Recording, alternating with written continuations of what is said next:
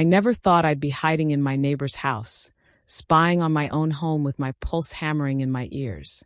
But what I uncovered that night didn't just break me. It exposed the terrifying lengths my own family would go when greed took the wheel. Welcome to Tea and Payback, where the tea is hot, the secrets are messy, and karma always finds her way home. Now sit down, pour yourself a cup of tea, let's continue. My name is Margaret. The house across the street, the one I was watching like some kind of fugitive, had been my sanctuary for 4 decades. Every brick held a memory of my late husband Thomas. The kitchen where we'd shared Sunday pancakes drowning in maple syrup. The garden we'd planted together, watching roses bloom year after year. The bedroom where I'd held his hand as cancer slowly stole him from me 7 years ago. When he died, I thought I'd lost everything that mattered. I had no idea how much more I had left to lose. After the funeral, my son Derek insisted on moving in with his wife Nicole. "You shouldn't be alone, Mom," he'd said, wrapping me in a hug that felt genuine. "Let us take care of you for a change." At the time, his words seemed like a blessing, a lifeline thrown to a drowning woman. How incredibly naive I was. The first few months felt almost normal. We'd eat dinner together around the old oak table Thomas built. Nicole would make my favorite beef stew, the one with extra carrots the way I liked it. Derek fixed the leaking bathroom faucet I'd been ignoring for months. We'd watch game shows in the evening, laughing at ridiculous answers. I thought this was what healing looked like, a family coming together after tragedy. But around 4 months ago, something shifted. It was subtle at first, like a photograph slowly developing in reverse, fading instead of clarifying. The smiles became mechanical. Conversations felt rehearsed. And the whispers began, urgent, hushed discussions that died the instant I entered a room. Derek would suddenly slide his phone into his pocket with guilty speed. Nicole would pivot to asking about my day with a brightness that sounded hollow. "What were you two talking about?" I'd ask. "Nothing important, just work stuff," Nicole would chirp, her voice pitched too high. "Boring budget things, Mom," Derek would add, eyes fixed on the floor. But liars have tells. And I'd been married for 35 years to a man who could read people like sheet music. Thomas taught me to watch hands, eyes, breathing patterns. My son's hands trembled when he lied. Nicole touched her throat, and both of them avoided looking at me directly when they were hiding something. Then I noticed the locked door. My old master bedroom. The room where Thomas and I had loved, laughed, and where he'd finally surrendered to death, had become forbidden territory. The door stayed closed now, always locked. Before, it had remained open, just another storage space filled with boxes and memories I wasn't ready to sort through. "Why is that room locked?" I asked one afternoon, trying the handle. Nicole responded instantly, almost reflexively. "There's a moisture problem. We're protecting your things from getting damaged." But I hadn't authorized any work on that room. I didn't remember discussing moisture. And late at night, I heard sounds bleeding through the walls. Footsteps that weren't my son's heavy gait or my daughter-in-law's light tread. Voices that belonged to strangers. Laughter I didn't recognize. One night around 11, I heard the unmistakable groan of the front door opening. I slipped out of bed, my bare feet silent on the hardwood floor Thomas had refinished by hand. From the hallway shadows, I watched Nicole greet a young woman carrying a compact suitcase. They spoke in whispers, urgent and quick. The woman pressed something into Nicole's palm. Cash, I was certain, and Nicole tucked it into her jeans pocket with practiced ease. Then she guided this stranger down the hall, directly to that supposedly moisture-damaged room. I heard the key turning, saw yellow light spill into the dark hallway. Then the door closed, swallowing the light whole. The next morning, I said nothing. I watched Nicole make coffee with that perfect smile that no longer fooled me. Derek scrolled through his phone, pretending everything was normal. "Sleep well?" I asked, keeping my voice casual. "Like a rock, Mom," Derek said without looking up. "So peacefully," Nicole added. "Liars. Both of them. But rage accomplishes nothing. Rage clouds judgment, turns you sloppy." So I swallowed my fury and thought strategically. If they were hiding something in my own house, I needed to discover exactly what before I confronted them. I needed proof they couldn't deny. That afternoon, while Nicole ran errands and Derek was at work, I tried to open the locked room. I had my own key ring, of course. Every key to every door in my house. But when I tried the master key, I discovered they'd changed the lock entirely. They'd changed the lock in my house, on a room I owned, without telling me. My heart hammered against my ribs. The betrayal felt physical, like a fist closing around my lungs. Who did they think they were? This wasn't their property. Every square inch belonged to me legally, purchased with money Thomas and I had saved for decades. But anger wouldn't give me answers.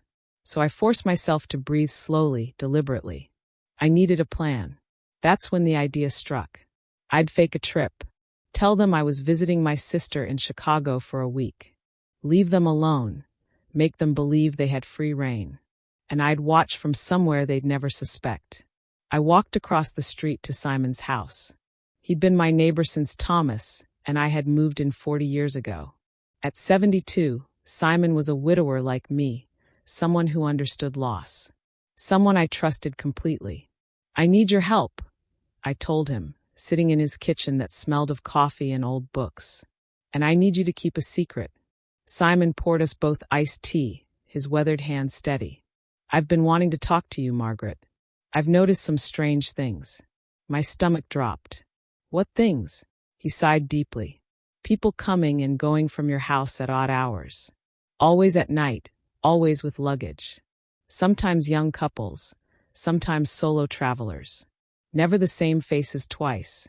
They arrive in Ubers, in private cars. Nicole meets them at the door, there's a quick exchange, and they disappear inside. By morning, they're gone. It's been happening for weeks. So I wasn't imagining things. The relief and horror hit simultaneously. Why didn't you tell me sooner? I asked. Because I hoped I was wrong, Simon admitted. I wanted to believe there was an innocent explanation. Maybe friends of Derek's needing a place to crash. But last week, I saw Nicole counting cash at the door. That's when I knew this was business. And secret business is never honest business. I told him my plan. He agreed immediately. You can stay in my guest room, he offered. From the upstairs window, you'll have a perfect view of your entrance. We'll document everything. That evening, I returned home and began my performance. During dinner, I mentioned casually, I'm flying to Chicago tomorrow to visit Susan. She's been asking me to come for months. The reaction was immediate and damning. Derek's eyes brightened. Nicole stopped chewing mid-bite, then smiled. Too wide, too eager. That's wonderful, Nicole gushed. A change of scenery will be so good for you, right, Derek? My son nodded vigorously.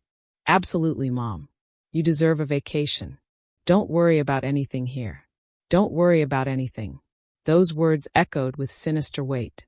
The next morning, I packed my suitcase in full view of both of them. I called my sister loudly from the living room. Yes, Susan, I'm leaving in an hour. I'll be there by dinner. My sister knew the truth, of course. She was horrified by what I suspected and completely supportive of the plan. Derek insisted on driving me to the airport. He wanted confirmation I was actually leaving. At the terminal, he hugged me tight. Have a safe trip, Mom. Call when you land. I searched his eyes for guilt, for hesitation, for any trace of the boy I'd raised. But I only saw impatience. He wanted me gone. I walked into the terminal, waited 30 minutes, then exited through a different door. A cab took me to Simon's house, where he had the guest room prepared. From the second-floor window, my entire house was visible. The entrance, the front yard, even parts of the living room through the curtains. Now we wait, Simon said quietly. The first hours were normal. Nicole left for groceries. Derek went to work. But when evening fell around 6, a silver sedan pulled up to my house. A young couple emerged, both carrying large backpacks and a suitcase. Nicole opened the door before they could knock, as if she'd been watching for them. They spoke briefly. The man pulled out his wallet and handed Nicole cash. She counted it quickly, smiled, and ushered them inside. I felt the floor disappear beneath me. "Did you see that?" I whispered, needing confirmation. "I saw everything," Simon replied grimly.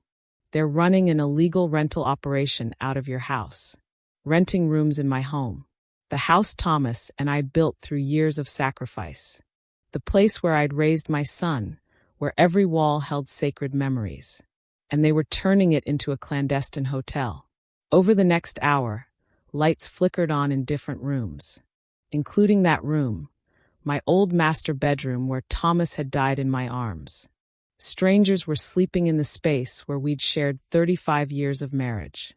Walking on floors I'd mopped while crying over his death. Tears rolled down my cheeks without permission. Not tears of sadness. Tears of pure, molten fury. Around 9, Derek came home from work, walked in with his briefcase like it was any normal evening. 20 minutes later, another couple arrived. Nicole met them with cash, smiles, and open doors. I counted mentally. For strangers inside my house. For people using my electricity, my water, my space, my memories. "How long do you think this has been going on?" I asked Simon. He considered carefully. "Based on what I've observed, at least 3 or 4 months. It started small, 1 person per week. Now I see activity almost nightly. 3 or 4 months. The entire time I'd lived under the same roof, they'd been operating this business. Every time I went to bed early, every time I visited a friend, they'd brought in more guests. More money. If each couple paid $50 per night, and they had 2 couples nightly, that was $100 daily. $3,000 per month. $12,000 over 4 months.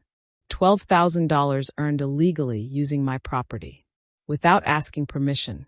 Without paying me a single cent. They were stealing from me. My own son was stealing from me in the most calculated, vile way imaginable. The night deepened. Lights turned off one by one. Everything went silent. I stayed at that window all night, unable to close my eyes knowing strangers occupied my home. At 6 in the morning, the door opened. The first couple emerged with their luggage. A taxi waited. They vanished like ghosts with the dawn. Half an hour later, the second couple did the same. By 7, all guests were gone. Nicole carried trash bags outside, disposing of evidence. Everything returned to normal, as if nothing had happened. As if my house hadn't been violated all night. Derek left for work at 8 in his gray suit, walking with that straight posture I'd taught him as a child. He looked like a respectable, hard-working, honest man. But I knew the truth now. During the day, I watched Nicole change sheets, clean rooms, prepare for the next wave. She worked with efficiency born from practice. This wasn't improvisation. She had a system, a routine. She was the architect of this operation, I was certain. Derek might have agreed, might have helped. But Nicole ran the show. That evening, more guests arrived. 3 people this time. 2 men and a woman traveling together. Nicole's routine never varied. Cash. Smiles. Doors opening. And I kept watching from Simon's window, documenting every transaction, every betrayal. On the second night, Simon told me something that changed everything. "Margaret, there's something else you need to know." His face was grave. My pulse quickened. "What?"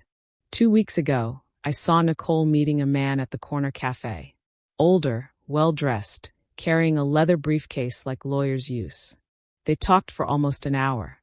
I was at the next table, and even though I wasn't trying to eavesdrop, some words carried. Words like documents, mental competency, medical evaluations, and assisted living facilities. The world stopped spinning. Mental competency, medical evaluations, assisted living facilities. "Are you absolutely sure?" I whispered. Simon nodded slowly. "Wait until Friday midnight, Margaret. I've noticed Fridays are different. More activity, more guests, more movement. Wait until Friday midnight. You'll discover everything."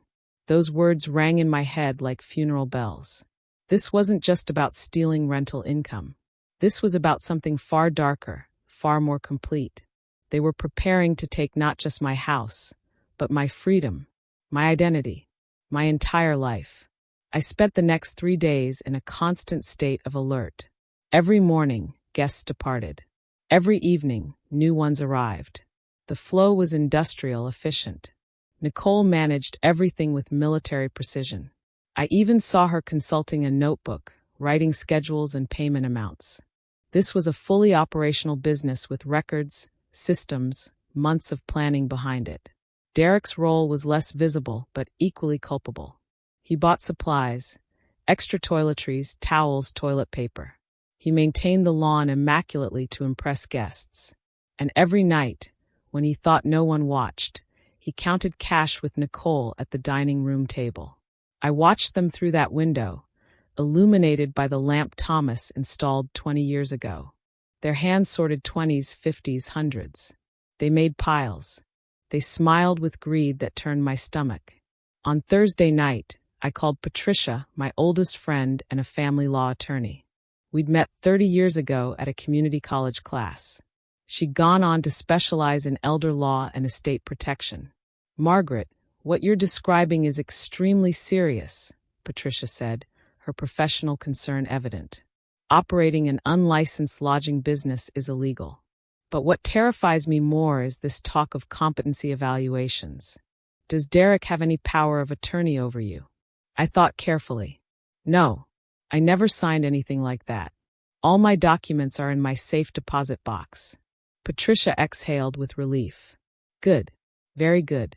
But listen carefully. If they're consulting someone about declaring you incompetent, they're looking for legal control of your assets. The process requires real medical evaluations and court proceedings.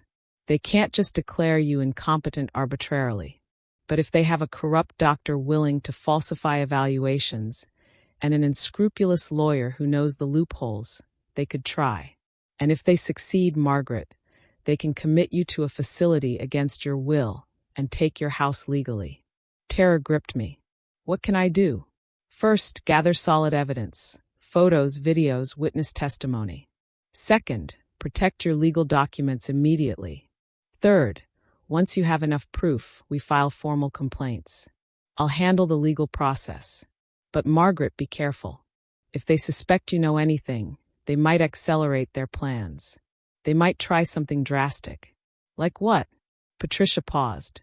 Like drugging you so you appear confused before a doctor. Creating situations where you seem unstable. Fabricating evidence that you can't care for yourself. I've seen cases like this. They're more common than people realize. I hung up with trembling hands. Now I understood the full scope of danger. I wasn't just being robbed. I was being prepared for a fate worse than death. Losing my autonomy, being declared incompetent, locked away in a facility while my son and daughter-in-law kept everything I'd built. All under the veneer of legality. With documents signed by doctors and lawyers. With a judge who'd never know the truth. Friday arrived, the day Simon had marked as special. From early morning, the atmosphere felt different. Nicole cleaned with extra intensity, changed sheets in every room, bought fresh flowers for the living room. She was preparing for something significant. Derek came home from work early, helping with final preparations. At 7, the parade began. But this wasn't one or two couples. This was an invasion. First came 4 people. 2 young couples wearing cameras around their necks, speaking with British accents. Nicole greeted them with professional warmth. 30 minutes later, 3 middle-aged women arrived with enormous suitcases. Then an elderly couple in their 60s. Then 2 businessmen in suits. I counted silently. 11 people. 11 strangers inside my house. The living room had transformed into a common area. I watched through the windows as guests mingled, talked, some cooking in my kitchen. Nicole and Derek played perfect hosts, offering extra towels, recommending local attractions. My house had become a fully operational hostel. And I, the legal owner, hid across the street like a refugee. "I've never seen this many," Simon murmured beside me. He was right. Friday was the busiest night, probably because weekend tourists arrived. Nicole and Derek capitalized completely. If each person paid $30 per night, they were earning over $300 tonight alone. Nearly $1,000 for the full weekend. And they did this every week. The hours crawled by agonizingly. I watched guests eat dinner, socialize. Some left to explore the neighborhood and returned later. By 10, lights began dimming. Guests retired to their rooms. Nicole and Derek cleaned the kitchen and living room. Then they too disappeared. The house fell silent. But Simon had told me to wait until midnight.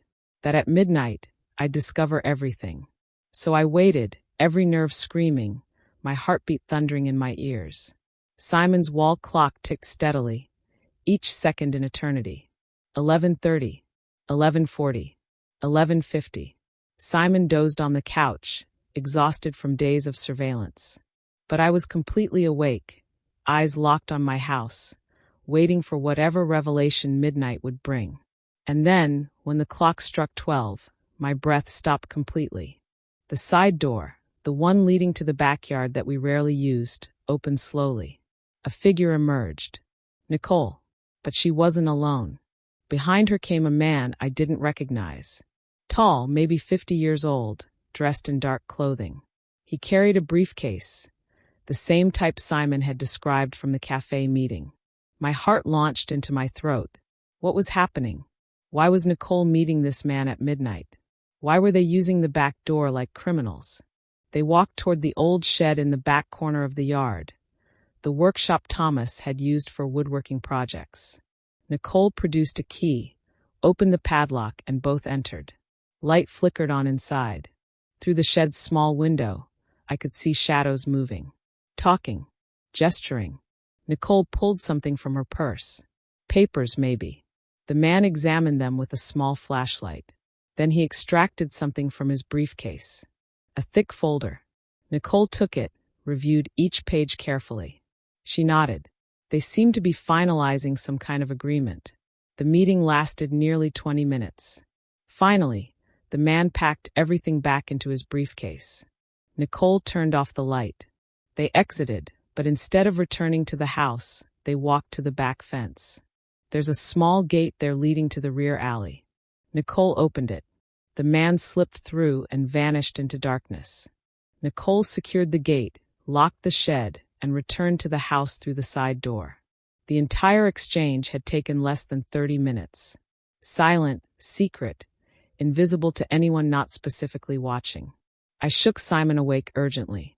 I saw him. I saw everything. Nicole met a man at midnight in the shed. Simon jolted upright, instantly alert. The man with the briefcase? Yes. They reviewed papers, documents. They're planning something, Simon. Something bigger than rental income. My neighbor rubbed his eyes and checked his watch. It's past midnight now, but we know someone else is involved. Someone who operates in darkness. This is worse than we thought. I couldn't sleep the rest of that night. I stayed at the window, watching my house like it was enemy territory. At dawn Saturday, guests began departing. Some left early, others stayed for the full weekend. Nicole prepared breakfast for those remaining. Coffee, toast, fruit, all served with gracious smiles. No one would have guessed that hours earlier, she'd conducted a clandestine midnight meeting. Robert left around 9. I saw him drive away. Nicole stayed alone with the remaining guests. This was my opportunity.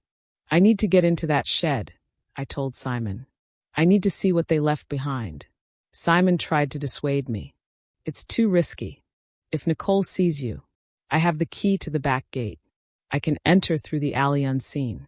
Nicole's busy with guests in the front. She won't notice. Simon finally agreed, but insisted on accompanying me to stand watch. We exited his house through the back, walking through the quiet alley. It was Saturday morning. Most neighbors were still sleeping or eating breakfast indoors. We reached my property's back gate. My hand trembled as I inserted the key. The lock clicked softly. I entered my own backyard like a thief, heart hammering against my ribs. The shed was about 20 feet from the gate. I crept forward, hiding behind bushes I'd planted years ago with Thomas. Every step felt deafening, every breath too loud. Finally, I reached the shed. The padlock was simple, one I recognized. Thomas had used the same lock for decades. I fumbled through my key ring, trying 3 different keys before finding the right one. The padlock opened. I slipped inside and closed the door behind me. Sunlight filtered through the dirty window, creating dusty beams in the stale air. The smell of old wood and rust filled my nose. Tools hung from walls. Boxes stacked in corners. Everything looked normal, except for one thing. On Thomas's old workbench sat a gray metal box I'd never seen before. Modern, with a digital lock. I approached slowly. The box wasn't locked, just a simple latch. I pressed the side buttons. Click. It opened. And what I saw inside stole the air from my lungs.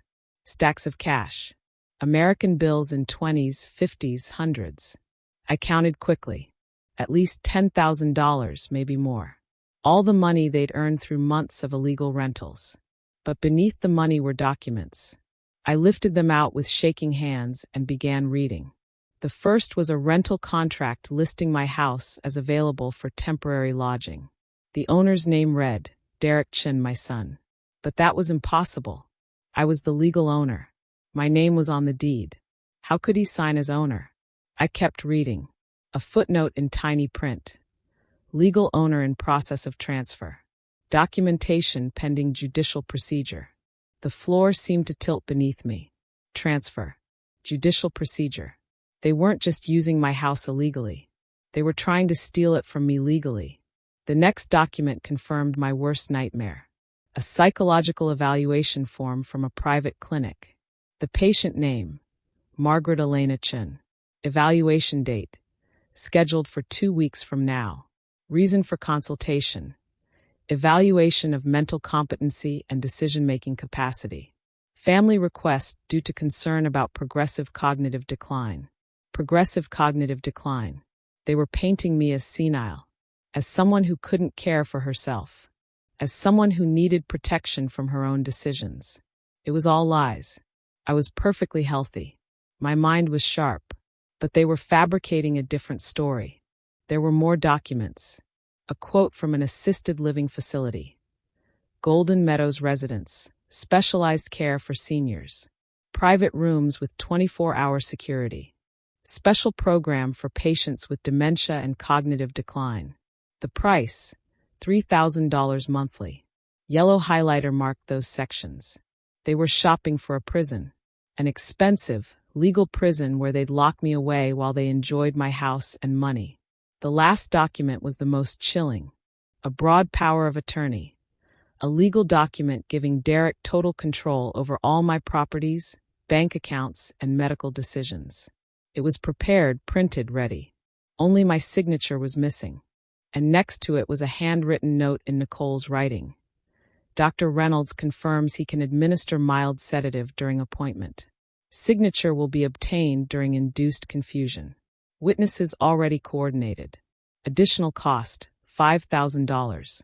My hands shook so violently I nearly dropped the papers.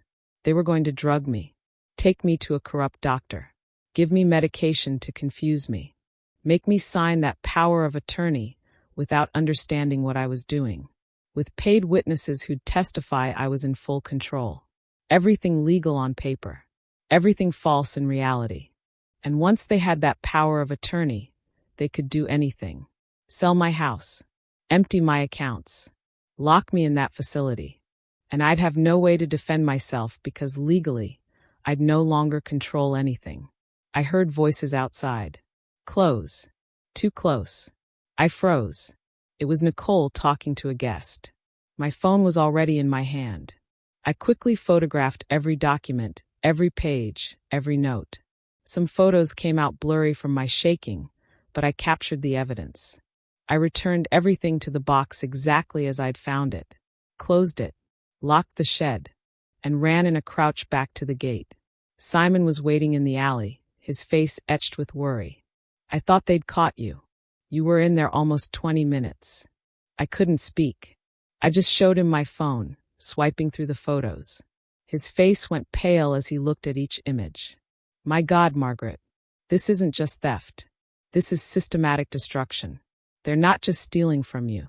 They're trying to erase you completely. We hurried back to Simon's house. With trembling fingers, I called Patricia. It was early Saturday, but she answered immediately. Margaret, what happened? I told her everything. The photos, the documents, the complete conspiracy. Patricia remained silent for a long moment after I finished. Then she spoke with controlled fury. Margaret, this is planned kidnapping, document fraud, conspiracy to commit elder abuse. With this evidence, we can stop them. But you need to act fast. If that medical appointment is in 2 weeks, they'll accelerate everything soon. What do I do? I asked desperately. Patricia took a deep breath. First, don't return home yet. Stay safe where you are. Second, tomorrow, Sunday, come to my office. I'm bringing in a notary. We'll create legal documents to protect your assets immediately. Third, Monday we file formal complaints with all this evidence. And fourth, she paused dramatically, we're going to set a trap for them. A trap, I repeated, not understanding. Yes, they think you don't know anything. They think you're still traveling, trusting and naive. That's your advantage. You have evidence they don't know you possess. Now we'll use it strategically to ensure they face full legal consequences. We don't just want to stop them. We want them to pay for every part of their criminal plan. On Sunday morning, Simon drove me to Patricia's office. She was waiting with another man, the notary she'd mentioned. His name was Henry, maybe 50 years old, with a kind but serious face. Mrs. Chun, I'm deeply sorry for what you're experiencing, he said, shaking my hand. But I want you to know we're going to protect your assets completely. When we finish today, your son won't be able to touch a single cent of your estate without facing immediate criminal charges. Over the next 3 hours, I signed documents. Many documents. Patricia explained each one patiently. This is a revocable power of attorney canceling any power that might exist in Derek's name, existing or future. This is a declaration of full mental competency, certified by a forensic psychologist who'll evaluate you tomorrow. This is a new will that specifically excludes Derek as an heir due to fraudulent actions. And this last one is a protective order we'll file Monday. Each signature made me feel stronger, more in control. I was no longer the confused victim spying from a neighbor's window. I was a woman taking definitive legal action against those who'd tried to destroy me. And the trap? I asked when we finished. Patricia smiled, not cheerfully, more like a chess player preparing the final move. The trap requires your acting, Margaret. You need to go home. My heart jumped. Go home. When? Tomorrow night.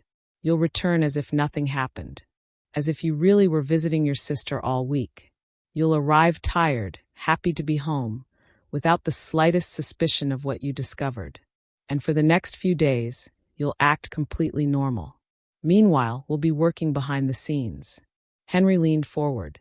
We're also contacting municipal housing authorities.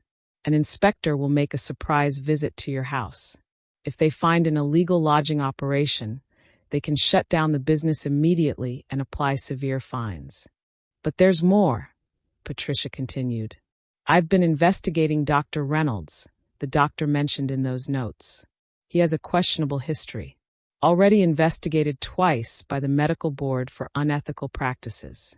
With your complaint and photographic evidence, we can initiate a formal investigation. If they discover he was willing to drug patients to obtain fraudulent signatures, he'll lose his license and face criminal charges. The magnitude of the plan took shape in my mind. It wasn't just about stopping Derek and Nicole. It was about dismantling the entire network. The corrupt doctor, the false witnesses, the illegal business. Everything. How long will this take? I asked. Patricia looked at Henry before answering. The inspector can visit this week, probably Wednesday or Thursday. The investigation of Dr. Reynolds will take longer, but with Monday's formal complaint, the process begins immediately. And as for Derek and Nicole, she paused dramatically, the final confrontation will be when they least expect it, when they believe everything is going according to their plan. I spent the rest of Sunday at Simon's house, mentally rehearsing my return. I had to be convincing. Couldn't show anger, suspicion, or fear. I had to be the trusting mother returning happily from visiting her sister. The naive mother-in-law who knew nothing about what was happening under her own roof. Ironic. They'd been acting in front of me for months. Now it was my turn. On Monday evening, with suitcase in hand and heart pounding like a war drum, I walked toward my house. Simon had driven me to the corner, but I walked the rest so it looked like I'd arrived by taxi. I rang the doorbell. Hurried footsteps inside. The door opened. Derek stood there, surprised. "Mom, we weren't expecting you until tomorrow." I smiled with maternal warmth. Though inside, my heart was breaking. I decided to come back early. I missed my home. Nicole appeared behind Derek. Her smile was perfect. Too perfect. "Welcome back. How was the trip?" I entered my house feeling like I was entering enemy territory. Everything looked normal, clean, tidy. No trace of the 11 guests who'd occupied these spaces just 2 nights ago. Nicole had done an impeccable job erasing evidence. The trip was wonderful. I lied with surprising ease. Susan spoiled me terribly. But there's no place like home. They carried my suitcase to my room. Made tea. Sat with me asking about the invented trip. I responded with prepared stories, adding convincing details about restaurants Susan and I supposedly visited, walks we took, conversations we shared. Derek and Nicole listened, nodded, smiled. But I could see something behind their eyes. Relief. Relief that I'd returned without suspicion. Relief that their secret remained intact. "The house looks wonderful," I commented, glancing around. "You took care of everything perfectly." Nicole responded quickly. Perhaps too quickly. "Of course. We cleaned thoroughly, watered the garden. Everything as you asked. It even smells different," I added casually. "Like fresh cleaner." I saw a micro-flash of panic in Nicole's eyes. "Oh yes, we did a deep cleaning. Wanted everything perfect for your return." Liar. She'd cleaned to erase traces of dozens of strangers who'd violated my home. That night, I lay in my own bed for the first time in a week, but I didn't really sleep. I stayed awake, listening. Around 11, I heard urgent whispers from Derek and Nicole's room. I got up silently, walked barefoot to their door. It was slightly ajar. I pressed my ear to the crack. "Do you think she suspects anything?" Derek asked tensely. "No," Nicole replied confidently. "She doesn't suspect anything. She's the same as always. Gullible. Trusting. The plan is still on." "And Dr. Reynolds?" Derek asked. "Everything's coordinated," Nicole confirmed. "The appointment is Friday. We'll give her the sedative in her breakfast. Tell her we're taking her for a routine checkup. By the time she realizes what she signed, it'll be too late. The power of attorney will be registered, and we'll have complete control." Silence. Then Derek spoke in a voice I barely recognized as my son's. "And after that?" Nicole replied coldly. "After that, we commit her. We already have the place. Golden Meadows accepts patients with cognitive decline. We'll visit once a month to keep up appearances. Meanwhile, this house will be completely ours." Completely ours. Those words pierced like knives. I returned to my room in silence, tears rolling down my face. But they weren't tears of defeat. They were tears of pure rage and steel determination. They'd sealed their fate. I'd just heard the complete confession. I knew every detail of their plan, including the exact date. Next Friday. I had less than a week to execute the perfect counter-trap. On Tuesday morning, I acted as if nothing had happened. Made coffee, prepared breakfast, chatted about trivialities. They were acting too. We were all actors in this macabre play where everyone knew a different script. But I had an advantage. I knew they were acting. They didn't know I was too. As soon as Derek left for work and Nicole went grocery shopping, I called Patricia from my room with the door locked. I told her word for word what I'd overheard. "Perfect," she said with satisfaction. "Friday is the appointment with the corrupt doctor. That gives us time. The municipal inspector will visit Thursday. Better to catch them before they try to drug you." Do you think they'll have guests this week? Patricia asked. I thought carefully. Probably Thursday and Friday nights. They always have more activity then. Patricia paused thoughtfully. Then we'll coordinate the inspector's visit for Thursday night when the house is full of living evidence. Over the next 2 days, I maintained my perfect performance. Acted like the sweet, trusting grandmother. Asked Nicole if she needed help with anything. Baked Derek's favorite chocolate chip cookies specially for him. They seemed relaxed. Convinced their plan remained intact. On Wednesday evening, Nicole even showed me a brochure. I found this health center that offers preventive checkups for people your age, Mom. How about I take you Friday? It's free for seniors. Free. Liar. They were paying $5,000 for that checkup.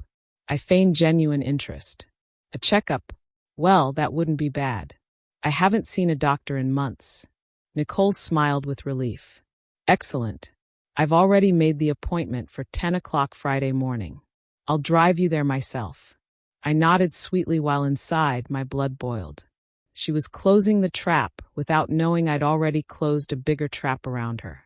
On Thursday afternoon, while Nicole and Derek prepared the house for evening guests, my phone vibrated. A message from Patricia. Inspector confirmed for 9 p.m.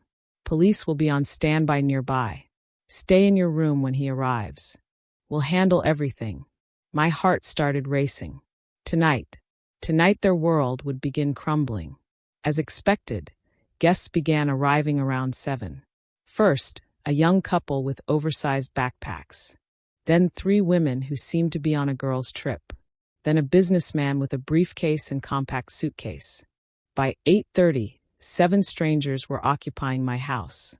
Nicole played her role as expert hostess. Derek helped with bags, showed rooms, smiled professionally. I was in my room supposedly reading. But in reality, I was waiting, watching the clock. Every minute felt like an hour. 8:40, 8:50, 5 minutes to 9. And then I heard the sound I'd been waiting for. The doorbell. Firm. Authoritative. Not the doorbell of an expected guest. The doorbell of someone with authority. I heard hurried footsteps. Derek's voice asking who it was. Then a strong male voice from outside. Municipal inspector. Open the door, please. Silence. Heavy, dense silence. Then the sound of the door opening slowly. Inspector, is there a problem? Derek asked, his voice trying to sound calm but failing. We received an anonymous complaint about an illegal lodging operation at this address. I need to inspect the property. There must be a mistake. I heard Nicole's voice, higher pitched than normal. This is a private residence. We don't operate any business. The inspector's tone was professional but inflexible. Then you won't mind if I verify. I have an inspection order signed by the municipal judge. If you don't voluntarily let me in, I'll return with police and a search warrant. Another silence. Then Derek yielded. Of course, Inspector. Come in. I peeked through a crack in my door. I could see part of the living room. The inspector was a man in his 40s, dressed in an official municipal shirt, clipboard in hand. Behind him stood another younger man, probably his assistant, holding a camera. They began walking through the house. The inspector asked questions. How many people reside here permanently? Derek answered with a trembling voice. 3. My mother, my wife, and me. The inspector looked around the living room. The 7 guests were there, some sitting on the sofa, others standing, all with confused expressions. And these people are? Nicole tried to improvise. They're friends. Friends visiting. The inspector walked toward one of the guests, the businessman. Are you a friend of the family? The man, either honest or nervous, replied immediately. No, sir. I booked a room online. I paid $40 a night. Derek's face went deathly pale. Nicole tried to intervene. He's confused. Inspector, I don't know what he's. But the inspector was already walking toward the bedrooms. He opened the door to what had been my master bedroom. Inside were the 3 women with suitcases open, clothes on the bed, toiletries scattered in the attached bathroom. And these ladies are friends too. Nicole's silence was answer enough. The inspector pulled out a measuring device from his briefcase.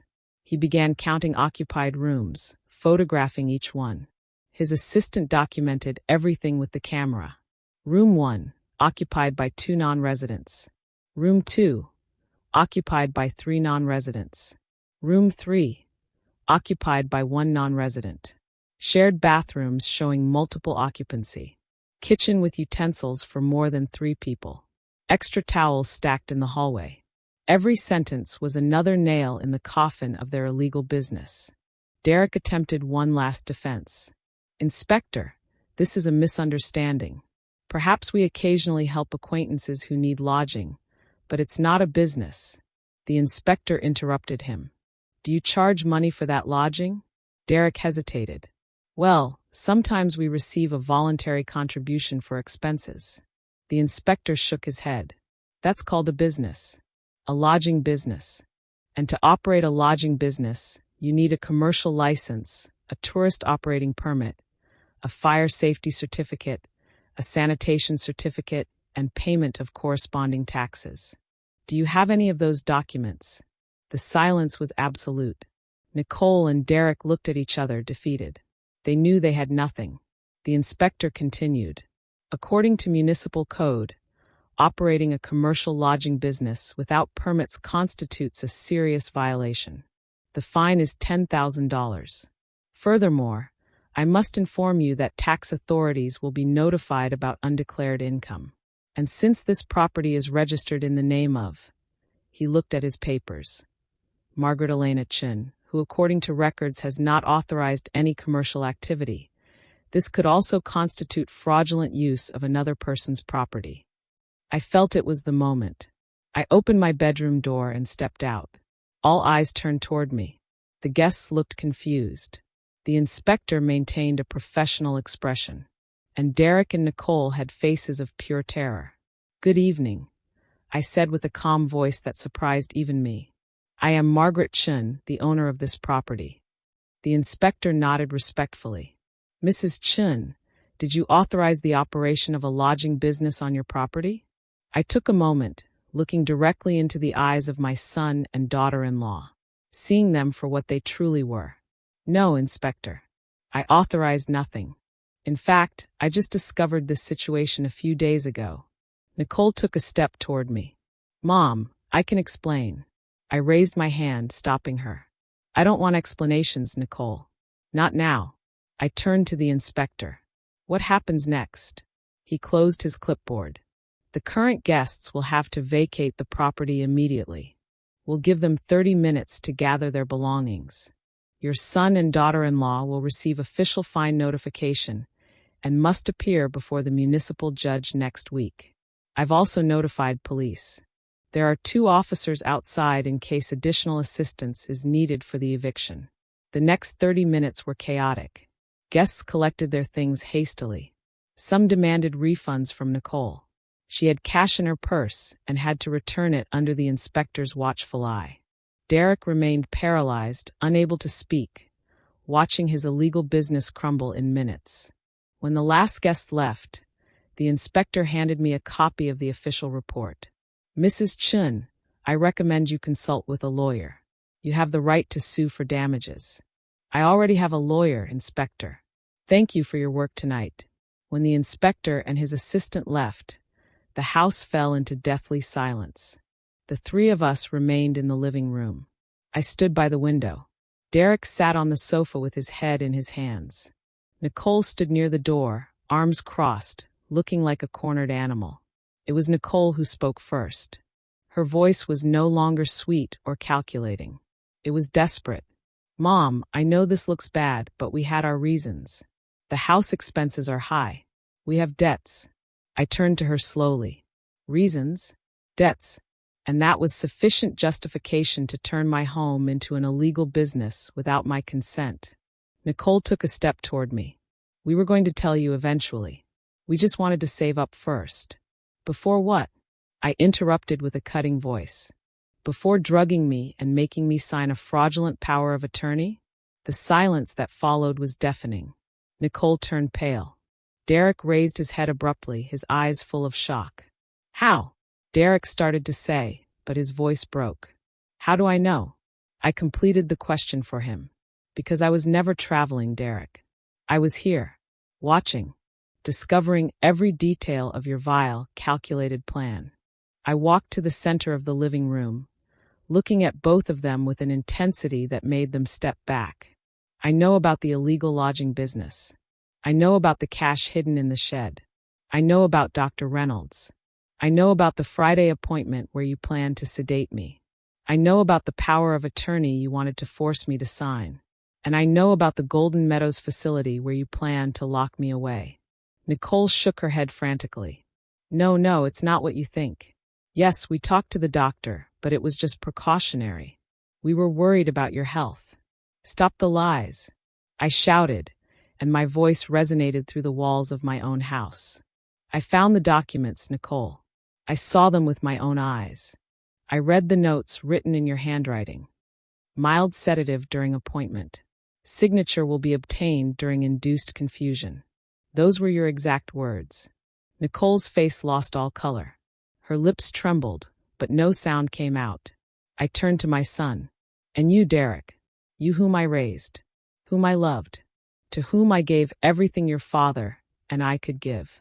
How could you? Derek had tears rolling down his face. Mom, the financial situation was desperate. We had $30,000 of debt. The bank was going to foreclose on our old apartment. Nicole said if we could get money fast. And your solution was to betray me? I interrupted him. Your solution was to steal my house, my freedom, my dignity? It wasn't stealing, Nicole exploded in a high-pitched voice. This house is enormous. You live here alone. We were just taking advantage of available space. And as for the power of attorney, it was to protect you. You're aging. You need someone to make decisions for you. I am 64 years old, I said with an icy voice. Not 80. Not 90. 64. My mind is perfectly clear. My health is good. I don't need anyone to make decisions for me. What you were planning wasn't protection. It was legal kidnapping. Derek stood up, staggering. Mom, please. We can fix this. We'll give all the money back. We'll leave the house if you want. But please don't report us. If you go to the police, we could go to jail. I looked him in the eyes. Those eyes that once looked at me with a child's pure love. And I felt my heart breaking into pieces. And what did you want me to do, Derek? Let you drug me? Let you lock me in a facility while you enjoyed my property? Pretend to have dementia to make your life easier. It wasn't going to go that far, Derek murmured. Nicole was just exploring options. I never would have. I heard your conversation last night. I interrupted again. I heard you planning exactly that. I heard you saying you'd visit me once a month to keep up appearances. I heard you reduce me to a formality, an obstacle to be managed. Derek collapsed back onto the sofa, sobbing. Nicole remained petrified, her mask of the perfect daughter-in-law finally completely destroyed. I took a deep breath, trying to maintain composure. Tomorrow is Friday. You'd planned to take me to Dr. Reynolds at 10 in the morning. Obviously, that's not happening. What is going to happen is this. You're going to pack your things, and you're going to leave my house. You have until tomorrow at noon. Nicole reacted immediately. Evict us? Where are we supposed to go? You should have thought about that before you betrayed me, I replied without emotion. You have family. You have friends. Figure it out.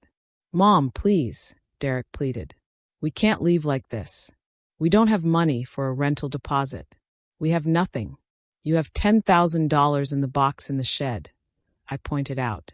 The money you earned illegally with my property. You can use it for your deposit.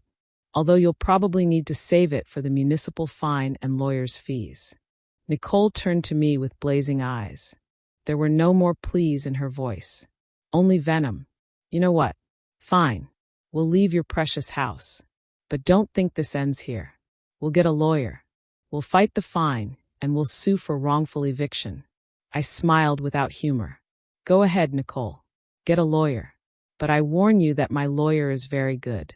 And she has photographic evidence of every fraudulent document, every criminal plan, every detail of your illegal operation. Photos of the hidden cash, the false contracts, the notes about drugging me. Do you really want to go to court with that? Nicole's face fell apart. She finally understood she was completely defeated. That I'd played the game better. That while they were planning to destroy me, I'd been 2 steps ahead. There's something else you need to know, I continued. My lawyer has already filed documents revoking any power of attorney that might exist in my name. She filed a declaration of full mental competency, certified by a forensic psychologist. And she filed a new will where Derek is specifically excluded as an heir due to fraudulent actions. Derek raised his head abruptly. You disinherited me? His voice was a mixture of shock and pain. What did you expect? I replied with a tired voice. That I would reward you for trying to destroy me? The rest of the night was tense and silent. Derek and Nicole locked themselves in their room. I sat in the living room, exhausted but relieved. Around midnight, I heard sounds of suitcases being dragged. They were packing. Reality had finally penetrated their heads. The next morning, Friday, I woke up early. Made coffee just for myself. Sat by the window watching the sunrise over the garden Thomas and I had cultivated together. At 9 a.m, Derek and Nicole came down with 4 large suitcases. They didn't look at me. They loaded everything into their car in silence.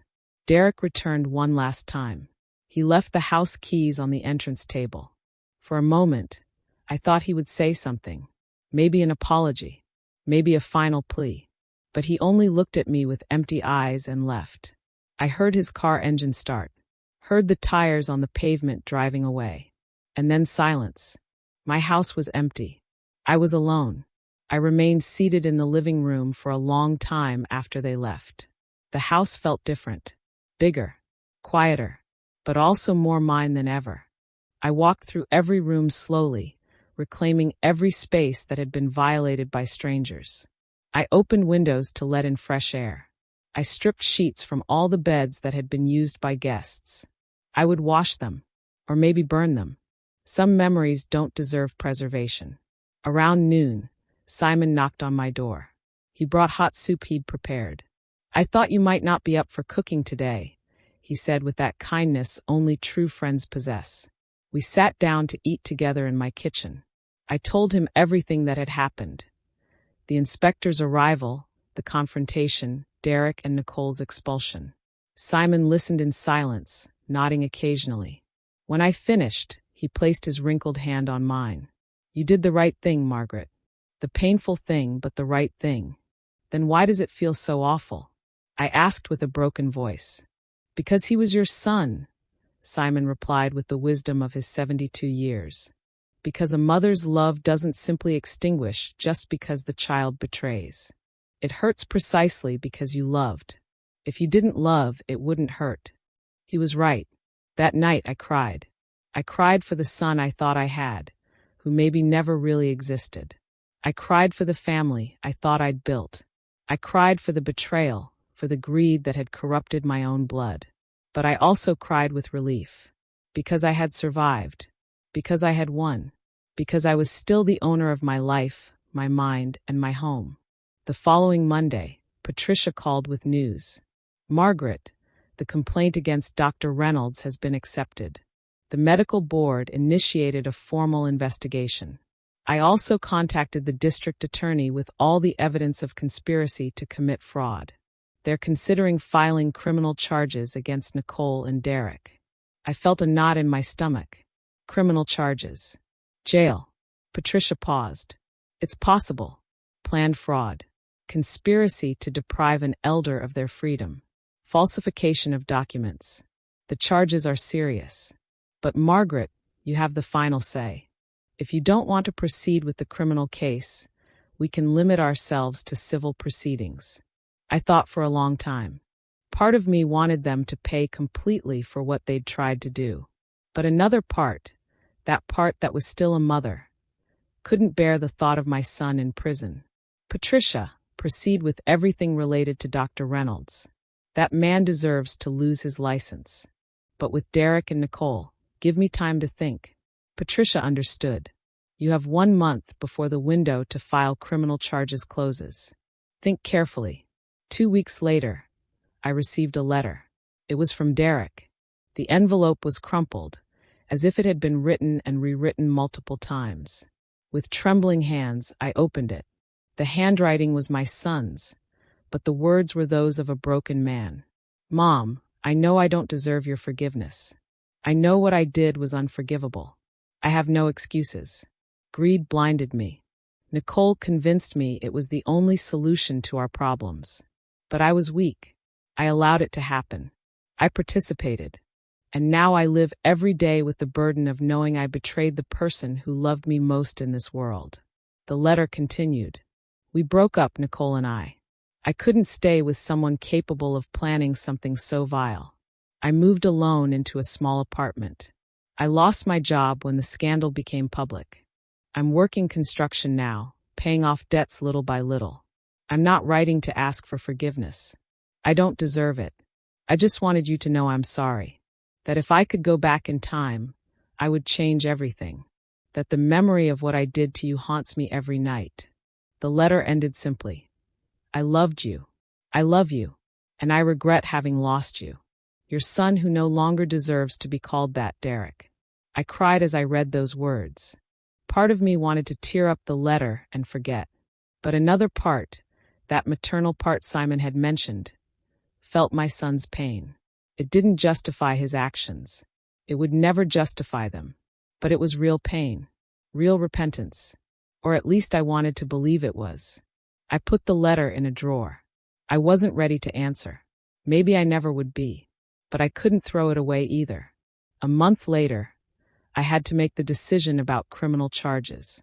I sat down with Patricia in her office. If I proceed with the charges, what happens? She was honest with me. Probably 2 to 5 years in prison for both of them. Nicole more time because she was the main architect. Derek perhaps less if he cooperates. They'd have permanent criminal records. Difficulty finding work in the future. Basically, their lives would be marked forever. I took a deep breath. And if I don't proceed? Patricia leaned forward. The municipal fine still stands. They'll have to pay it. Dr. Reynolds will lose his license regardless of what you decide about Derek and Nicole. And civilly, they're already legally prevented from coming near you or your property. I closed my eyes. I thought about Thomas, what he would have wanted. I thought about the boy Derek once was before greed corrupted him. I thought about the kind of person I wanted to be at the end of my life. I won't file criminal charges, I said finally. Patricia nodded without judgment. Are you sure? No, I admitted. But it's what I can live with. They'll have to live with what they did. That's enough of a prison. Patricia smiled faintly. You're more generous than they deserve, Margaret. 6 months have passed since that night when the inspector knocked on my door. The house is truly mine again now. I hired a professional cleaning company that eliminated all traces of the guests. I painted walls in new colors. I donated furniture that had been used by strangers and bought new pieces. I converted my old master bedroom into an art studio. I always wanted to paint, and now I have the time and peace to do it. Simon is still my neighbor and my best friend. We eat dinner together twice a week. He helped me install a security system. Not because I'm afraid, but because I now value my privacy more than ever. Patricia became more than my lawyer. She's my confidant, my legal protector, my friend. I made sure to update my will, leaving something to her for everything she did. And Derek, I haven't heard from him directly since that letter, but through mutual acquaintances, I know he's still working construction, slowly paying his debts, living alone. There are days when I think about answering his letter, days when I think about calling him. But then I remember the box in the shed, the documents about drugging me, the conversations about locking me in a facility, and the wound bleeds again. Maybe someday I can forgive. Not forget, I'll never be able to forget, but maybe forgive. My therapist says forgiveness isn't for the person who hurt you. It's for yourself, to free yourself from the weight of hatred. I'm working on that. Slowly, painfully, but working. One afternoon, while painting in my new studio, Simon came to visit. He stood looking at my work in progress, a garden full of flowers in every color except cold tones. "It's beautiful," he commented. "Thank you," I replied. "It's my way of healing. Each brushstroke is a piece of my life I'm reclaiming." He smiled. "You know what? You survived something that would have destroyed many people. You're stronger than you think, Margaret." That night, as I prepared for sleep in my quiet but safe house, I thought about everything that had happened. The fake trip, the night spying from Simon's window, the shed and its secrets, the midnight when my breath stopped at seeing the complete truth, the confrontation, the victory, the pain, the loneliness that came after. I looked at myself in the mirror. I saw a 64-year-old woman with more wrinkles than before, with sadder but also wiser eyes. I saw a survivor. I saw someone who had been betrayed by the one she loved most, and yet was still standing. I realized that night, I whispered to my reflection, that love can be the perfect disguise for a trap. But I also learned that self-love is the strongest shield against any betrayal.